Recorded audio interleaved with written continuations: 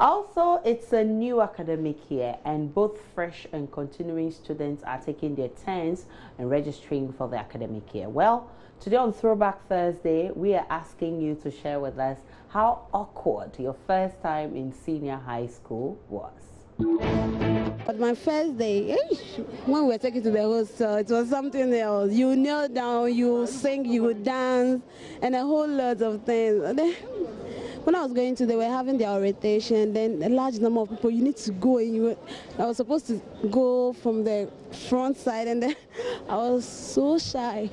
I wasn't happy because there was something like I'll stay out of my parents and then I'll stay away from my parents, and that was my first experience of staying away from the house. And I remember the first day when I went and other students were coming, I went early and they made me to punish some of my colleagues who were coming. They thought I was in the senior class. They didn't know I was also their colleague, and I was made to punish them. It was fun, but later when they got to know we're in the same, we are first year students, they were like, wow. Oh, my first day in senior high school was the normal feeling.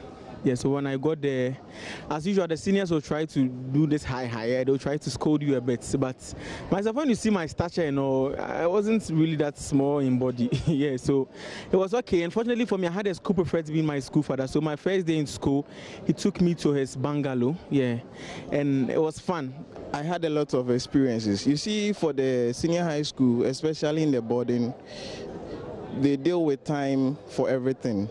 And the place was also a new location to me, so I had no idea of what exactly I was doing there during that period.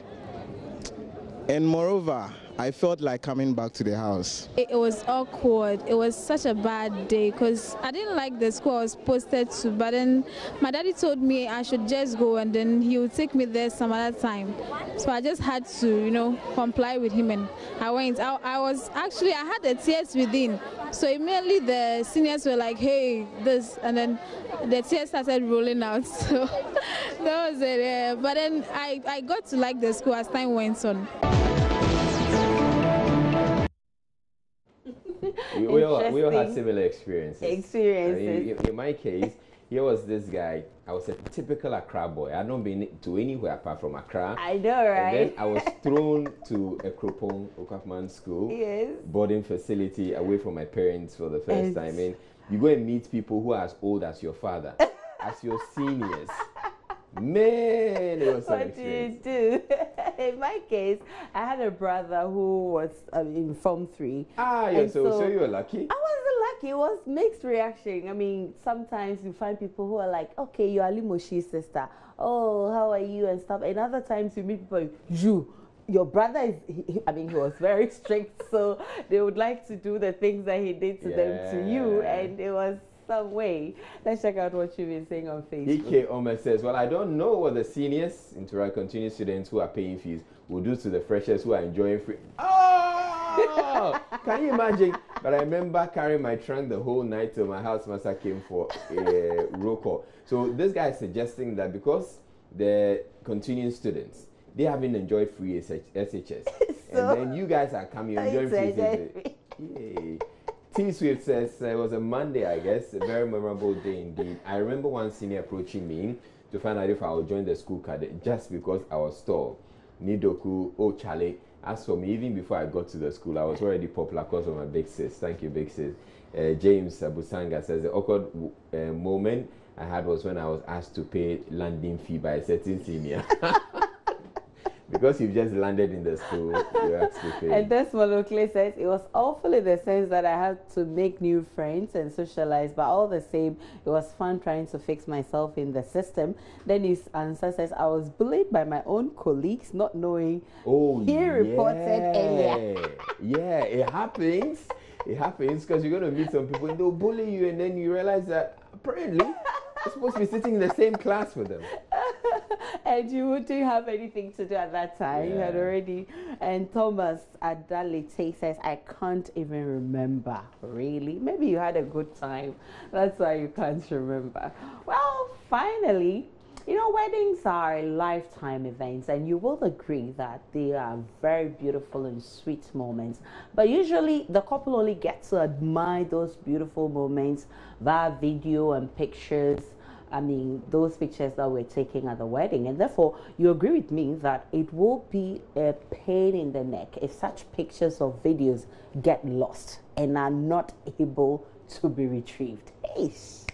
So you share with me, what will you do if you ever found out after your wedding day that the cameraman did not take any picture but was only showing flashlights? I'll be really angry, like really furious. Why should he just be flashing pictures whilst I paid you for it? And you know that you were just flashing pictures and you didn't tell me. I'll be really mad, and I'm going to see him for that. Because a wedding is like a once in a lifetime experience. I just can't have another wedding again for you to come and take pictures. So I'll definitely see him. I'll actually kill him, and I'm going to sue him as well.